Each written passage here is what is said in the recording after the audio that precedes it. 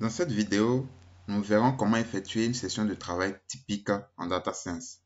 Nous allons commencer par importer des données, puis après nous verrons quelques fonctionnalités de Pandas qui peuvent nous aider à bien comprendre nos données et à les traiter.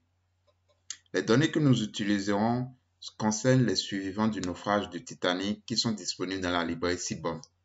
Donc, commençons par importer les librairies Pandas et Seaborn.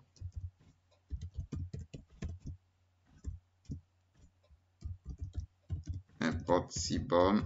L'alias qu'on donne souvent à Seaborn, c'est SNS. Je tiens à préciser que la librairie Seaborn est une librairie de visualisation. Elle permet de créer des graphiques, vraiment des graphiques d'analyse statistique.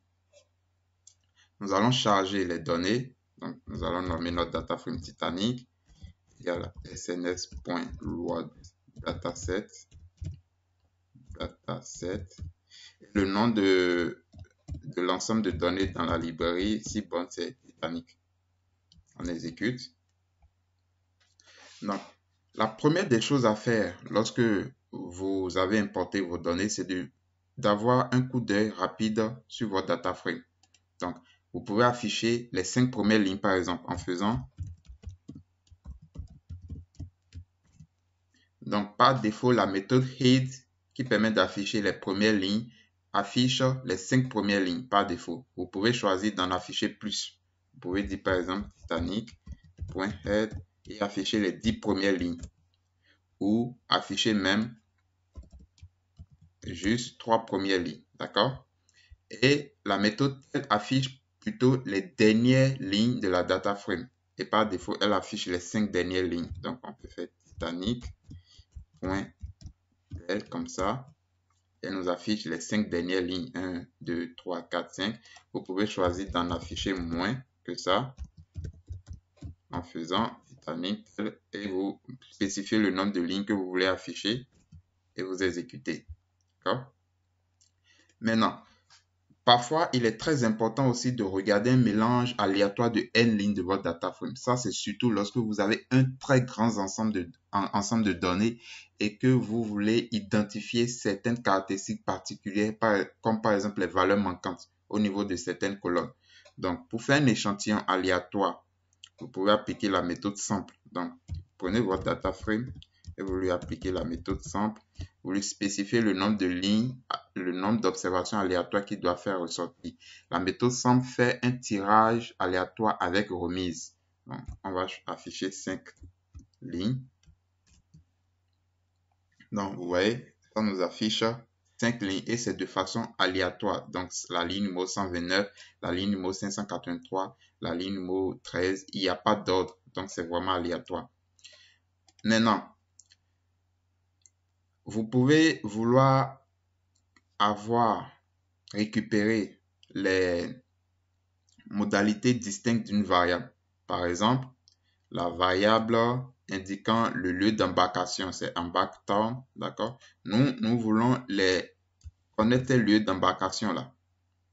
Puisque la data frame est très grande et que nous ne pouvons pas la lire entièrement, nous allons essayer d'avoir les lieux d'embarcation uniques, distincts. Donc, en fait, Titanic, vous prenez votre variable et vous appliquez la méthode unique. D'accord, donc on a 1, 2, 3 lieux d'embarcation distincts. D'accord, et le NaN, c'est juste mis pour notre number qu'on va voir dans la suite. C'est des valeurs manquantes. Ça signifie que les valeurs sont manquantes à ce niveau. Maintenant, nous pouvons passer à une petite analyse statistique en calculant des paramètres de statistiques descriptives pour mieux comprendre nos données. Pour ce faire, nous allons appliquer la méthode describe, Titanic.describe. On exécute et vous voyez, elle prend les variables numériques, que ce soit des entiers naturels ou des nombres décimaux, et elle calcule les paramètres statistiques tels que la moyenne, les quartiles, le minimum, le premier quartile, le deuxième quartile qui est la médiane, le troisième quartile et le maximum. Si vous voulez calculer les statistiques sur toutes les variables, y compris les variables qualitatives, vous ajoutez juste un argument à la méthode describe. Donc, l'argument, c'est include égale all. Et vous exécutez. Et là, maintenant, vous remarquez qu'il prend toutes les colonnes de votre data frame. Mais vous remarquez aussi la présence de valeurs manquantes. C'est juste parce que il ne peut pas calculer, par exemple, la moyenne sur une variable qualitative. D'accord? Il y a certains paramètres qu'il ne peut pas calculer sur les variables qualitatives. C'est pour ça qu'il y a des NaN. Et vous avez l'apparition de d'autres paramètres statistiques tels que le top. Top, c'est pour le mode, d'accord? Fréquence, etc. Passons maintenant au traitement des valeurs manquantes. Il faut savoir qu'en analyse de données, vous aurez souvent affaire, en tout cas pour des jeux de données réels, vous aurez souvent affaire à des données qui présentent des valeurs manquantes. Et ces valeurs manquantes sont indiquées par NaN qui signifie not a number. Il faut pouvoir traiter ces valeurs manquantes. Il y a toute une théorie, toute une littérature pour vous aider à comprendre comment traiter les valeurs manquantes de vos données. Ici, nous allons voir quelques méthodes. La première méthode consiste à remplacer les NaN par d'autres valeurs. D'accord? Nous pouvons faire cette opération avec la méthode fillNA et c'est ce que nous allons faire. Mais avant d'utiliser la méthode fillNA, il faut déjà connaître les colonnes qui présentent les valeurs manquantes. Alors, pour déterminer ces colonnes, vous faites tout simplement, vous prenez votre data frame, vous enchaînez les méthodes isNA et somme. Donc, par colonne, il va faire la somme, d'accord, des valeurs manquantes pour les compter. Il va les compter. Il va faire le total. Donc, regardez ici, ça nous dit que P-class n'a pas de valeur manquante. Là où c'est 0, donc ça veut dire qu'il n'y a pas de valeur manquante. Âge, il y a 177 valeurs manquantes. En bac, 2 valeurs manquantes. Et DEX, 688 valeurs manquantes.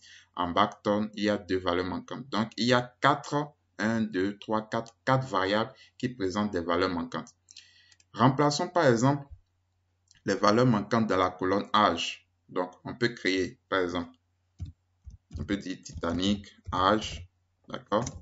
On va dire, ça fait Titanic, point, fil, NA, vous aurez la parenthèse comme ceci, value égale, une accolade, vous mettez âge, et vous mettez le nom, puisque ici c'est les âges. Vous lui dites par quoi vous voulez remplacer les valeurs manquantes. Supposons qu'on veut remplacer par 0. D'accord? On met juste 0 comme ceci. D'accord? Maintenant, on va vérifier si ça marche. On exécute. On va afficher Titanic âge.isNA.somme. Regardez, la variable âge au niveau de notre data frame Titanic âge n'a plus de valeur manquante. Il n'y a plus de valeur manquante, d'accord? Mais au lieu de remplacer par 0, on pouvait faire remplacer par autre chose. Donc, créons notre cellule. Nous allons faire remplacement par la moyenne.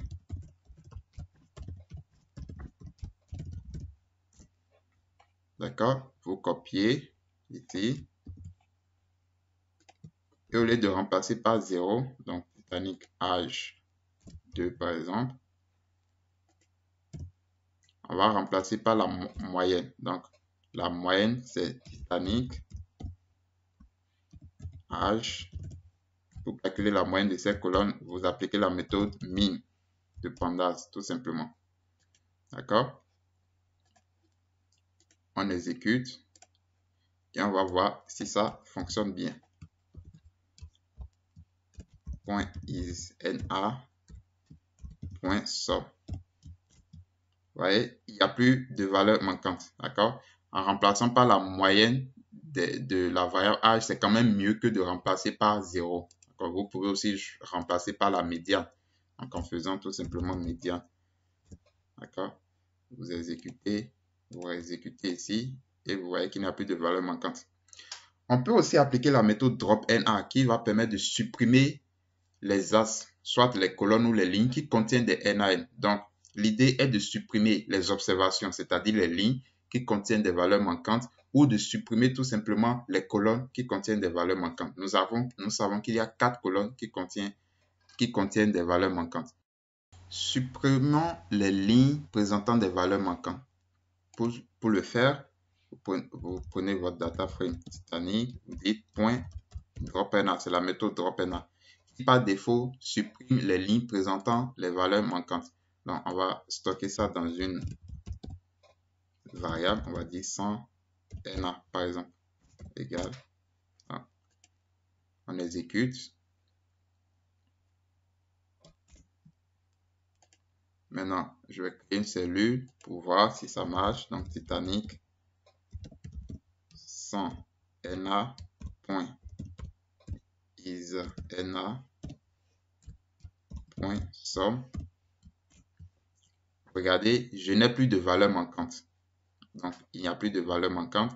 Alors, lorsque vous avez supprimé toutes les lignes présentant de valeurs manquantes, il vous reste combien de lignes? Alors, pour le savoir, vous prenez juste votre data frame, Titanic 100 NA, et vous lui appliquez la méthode shape. Donc, vous avez maintenant 182 lignes et toujours 15 colonnes. Alors que la data frame originelle, Titanic, faisait combien? Faisait 891 lignes. Donc, vous êtes passé de 891 observations à 182 observations. Donc, vous avez supprimé largement, en tout cas même, je vais dire, plus de 2 tiers de vos données. Et ça, c'est de beaucoup d'informations perdues. Donc, c'est pour ça la suppression. Attention, lorsque vous supprimez des observations, il faut supprimer les observations présentant les lignes présentant de valeurs manquantes uniquement lorsqu'elles ne sont pas nombreuses. Lorsque vous avez juste, par exemple, 1% de vos données qui présentent des valeurs manquantes, là, vous pouvez les supprimer. Mais passer de 891 à 182, c'est très dangereux. C'est pour ça, je vais vous montrer une autre méthode. Vous pouvez choisir de supprimer uniquement les colonnes présentant les valeurs manquantes. On a vu qu'il y a seulement 4 colonnes. D'accord? Vous pouvez choisir de les supprimer tout simplement ou de faire des remplacements. D'accord? C'est derrière la méthode, la meilleure méthode, donc remplacer par la moyenne, etc. D'accord? Et ça, on l'a fait pour la valeur âge. Vous pouvez faire la même chose pour les autres variables aussi. Donc, au cas où on choisit de supprimer les colonnes présentant des valeurs manquantes, si on connaît le nom de ces colonnes, on peut écrire ce code-là. On peut écrire Titanic. Je vais nommer ça comment colonne pour dire colonne 100 NA. D'accord? Donc, vous nommez comme vous voulez. Donc, tu fais Titanic point drop sous la parenthèse. Je vais renseigner les colonnes, ces colonnes-là. Alors, quelles sont ces colonnes qui présentent les valeurs manquantes? Je remonte ou je peux juste, je crée une colonne ici, insert. Donc, Titanic.isNA pour ne pas avoir remonté jusqu'en haut là-bas. .sum. Donc, j'ai la colonne âge, d'accord? Donc, âge. J'ai quelle colonne encore? J'ai la colonne en back.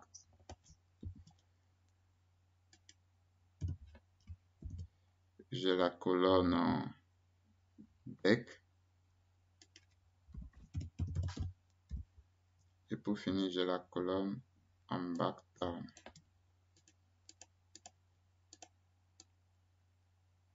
Je copie.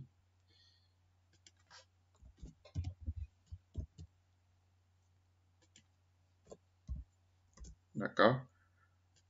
Donc, après, vous mettez assise égale à 1 pour spécifier que vous supprimez des colonnes. D'accord? C'est très important parce que par défaut, c'est assise égale à 0. Et là, c'est des lignes que vous êtes en train de supprimer. Donc, je pourrais faire comme ceci. Voilà. Donc, j'affiche maintenant. Je peux exécuter. Attention, tac, tac, tac. Notre fond en bac. Ah oui, il a un problème au niveau ici, l'espace. Donc, l'espace aussi, c'est comme un caractère. Donc, il ne reconnaît pas cette colonne-là. Donc, il faut bien écrire les noms des colonnes. Donc, ça, vous utilisez la méthode drop lorsque vous connaissez les noms de colonnes que vous voulez supprimer. On va vérifier. Point, colonne. Pour voir est-ce que ces colonnes-là se retrouvent dedans ou pas. Voilà, elles ne se retrouvent pas dedans, donc elles ont bel et bien été supprimées. Alors, si vous ne connaissez pas le nom des colonnes que vous devez supprimer, mais que vous voulez quand même supprimer les colonnes présentant des valeurs manquantes, ça peut être aussi que votre data frame est tellement vaste que vous ne pouvez pas copier et renseigner les colonnes un à un. Donc, qu'est-ce que vous faites? Vous faites tout simplement, on va dire, Titanic colonne 100 NA2 égale, et je vais dire Titanic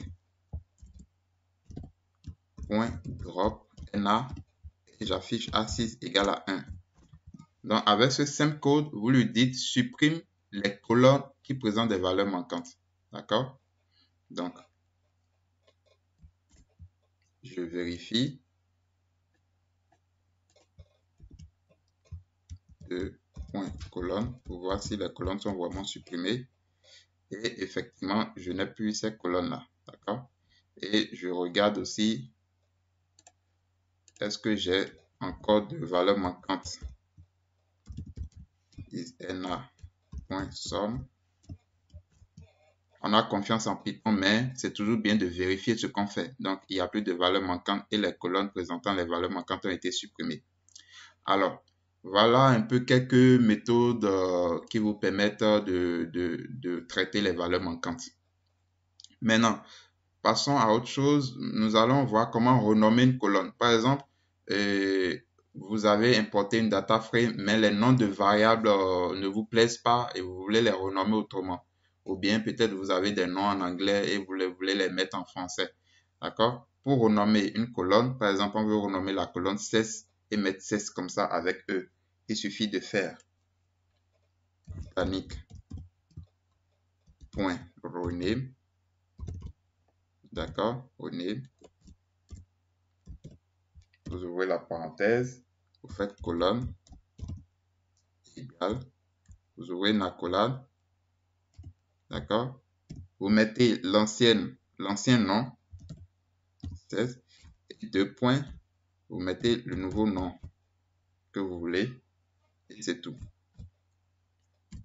Maintenant, si vous ne stockez pas ça, ce résultat-là dans une variable, dans Titanic, le 16 sera toujours comme ça. Donc, je vous montre, quand je fais par exemple .head, regardez, là, le 16 est changé, c'est bien changé. Mais quand je remets Titanic, par exemple, Titanic.head, regardez, le 16 est toujours comme ça, SEIS, d'accord? Donc, il faudrait que ici, je dise, je mette quelque chose pour dire de faire le remplacement dans la data frame Titanic. Donc, je peux faire place égale true, d'accord? J'exécute. Et quand je vais faire maintenant Titanic Head, vous allez voir, le 16 est vraiment bien remplacé. D'accord? Donc, soit c'est que vous stockez le résultat dans une variable, soit si vous ne voulez pas créer une autre variable, vous mettez juste cet argument place égale à true. D'accord? Maintenant, comment supprimer des axes? Nous l'avons déjà vu. On a supprimé des lignes et on a supprimé des colonnes avec la méthode drop. Maintenant, comment supprimer par exemple une ligne? On veut supprimer par exemple la première ligne, donc d'indice 0. D'accord? Comment faire? Pour supprimer des lignes, vous pouvez faire ceci. Titanic.drop. Je veux supprimer la première ligne, elle est d'indice 0. Donc, je fais .drop 0 et je supprime. Quand je vais faire .hit par exemple,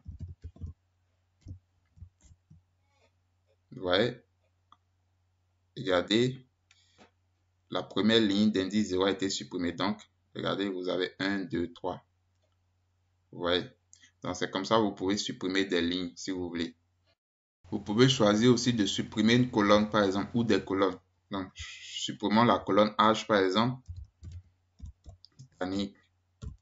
Titanic.drop. D'accord, âge.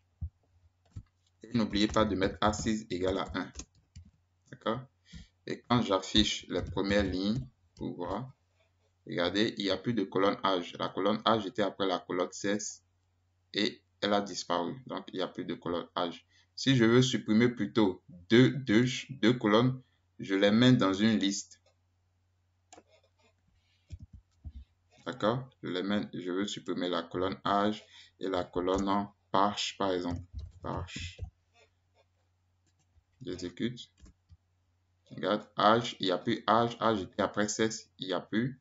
Et page était après cette colonne-là et elle n'est plus là. D'accord? Donc, voilà comment vous pouvez supprimer des colonnes et des lignes. Pour finir ce chapitre sur Pandas, et avant d'entamer les sites d'application, nous allons parler des agrégations. C'est une technique très puissante et très utilisée en analyse de données. Exemple d'agrégation. Je prends Titanic, d'accord, point. Je vais faire un groupe by. Alors, je vais grouper les données. Je peux grouper selon le sexe, par exemple, ou la classe. D'accord? P classe, voilà, dans le bateau, il y avait des gens, première classe, deuxième classe, troisième classe, etc. Donc, je vais grouper selon la colonne P classe. D'accord? Et quand je groupe comme ça, je veux calculer certaines fonctions. Donc, je veux calculer des statistiques sur quoi, par exemple? Sur l'âge. D'accord? Sur l'âge, je fais âge.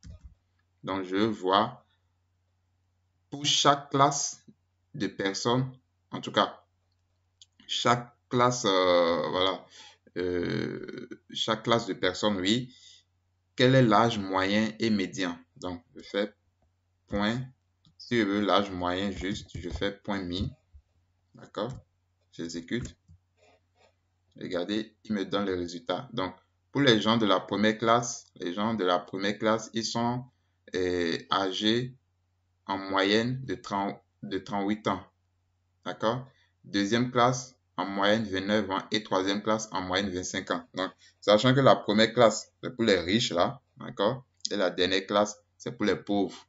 D'accord? Si je peux m'exprimer ainsi. Donc, vous voyez effectivement que les gens de première classe, ils sont un peu plus âgés. Donc, c'est peut-être des gens qui ont eu le temps de faire fortune, qui sont un peu âgés, tout ça. Et les dernières classes, la troisième classe, c'est des jeunes. Ils sont relativement jeunes, 25 ans.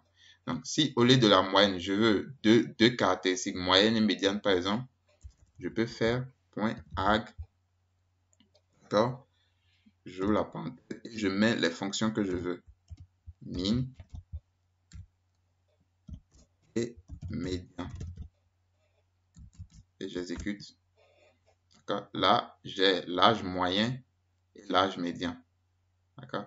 Donc, l'agrégation, c'est vraiment très utile. Et vous pouvez agréger aussi selon plusieurs colonnes. Donc, ici, j'ai agrégé selon la colonne P classe.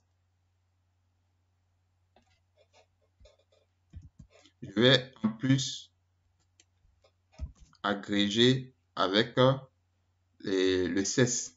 D'accord? Avec le CES. Pour différencier un peu les choses, je fais d'abord l'exemple le plus simple avec juste la moyenne.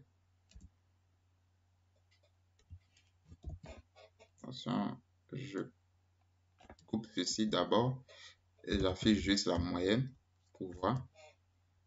Et vous voyez, j'ai la classe, dans première classe, les femmes, elles ont 34 ans, les hommes en moyenne, ils ont 41 ans. Deuxième classe, les femmes en moyenne ont 28 ans, les hommes en moyenne ont 30 ans. Troisième classe, les femmes en moyenne ont 21 ans et les hommes en moyenne ont 26 ans. Donc, de toute façon, en moyenne, dans toutes les classes, les hommes sont plus âgés que les femmes. D'accord? Et si je veux ajouter la médiane, je fais toujours ag et je mets les fonctions que je veux, miner, médiane, j'exécute. Et là, j'ai un tableau comme ça, comme ceci. Donc, j'ai première classe discrétisé par le CES, j'ai l'âge moyen et j'ai les âges médians aussi. Donc, ça vous permet de récapituler, de faire un récapitulatif très intéressant de vos données. Et c'est très bien, l'agrégation, c'est une méthode très utilisée en analyse de données. Donc, voici, nous sommes au thème de ce chapitre. Dans la vidéo suivante, nous allons passer à les sites d'application. Sachez que Pandas, c'est l'une des librairies fondamentales, sinon je dirais même la plus célèbre en analyse de données en data science. C'est un puissant outil qui a des fonctionnalités les plus simples et des plus complexes. Il y a encore beaucoup de choses à découvrir dans Pandas, mais ce chapitre vous a présenté vraiment les fondamentaux. Avec ça, vous pouvez déjà débuter vos propres analyses de données. Passons maintenant à les sites d'application.